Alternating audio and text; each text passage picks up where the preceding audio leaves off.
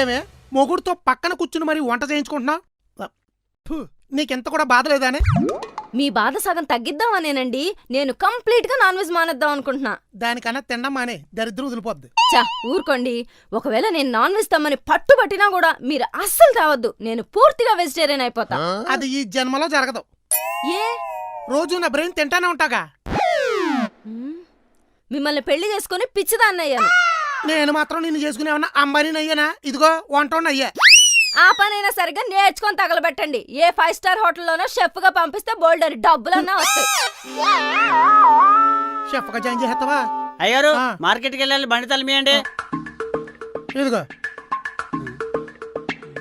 అయ్యారు ఈ సైకిల్ తాళం, నిన్ను అడిగిన బండి తలమండి. ఊరే అంజి, 1/2 లీటర్ పాలు లీటర్ చేయొచ్చు కానీ లీటర్ పెట్రోల్ 2 లీటర్లు చేయలేము తెలుసా? తెలుసు. మరి తెలుసు అని చెప్పి ఎదవ తెప్పలా మొక్క వేసుకుని చూస్తావేట్రా? ఓ పక్క పెట్రోల్ రేట్లు పెరిగిపోతుంటే నీకు బండి కావాలరా? సైకిల్ మీద పో. అలాగంటే గ్యాస్ రేట్ కూడా పెరిగిపోతుంది, దానికి ఏం చేస్తారు? గ్యాస్ సిలిండర్ అటక మీద పడేసి పుల్లలు పోయి పెడతా. కంగారు పడక, ఆ పుల్లలు కూడా ఊరు నుండి నీ చేత తెప్పిస్తా. అయ్యగారు పెట్రోల్ రేటు పెరగడమే కాదు, తగ్గుతుంది కూడా. చే మాకు తెలరా, రూపాయి పెంచితే ₹10 తగ్గిస్తారు. రే పెరిగేదాన్నే ధర, బాధ పెట్టేదాన్నే భార్య అంటారా? వీటిలో ఏ మార్పు ఉండదు. నోరు మూసుకుని సైకిల్ మీద వెళ్ళు, ఎక్సర్సైజ్ అన్న అవుద్ది.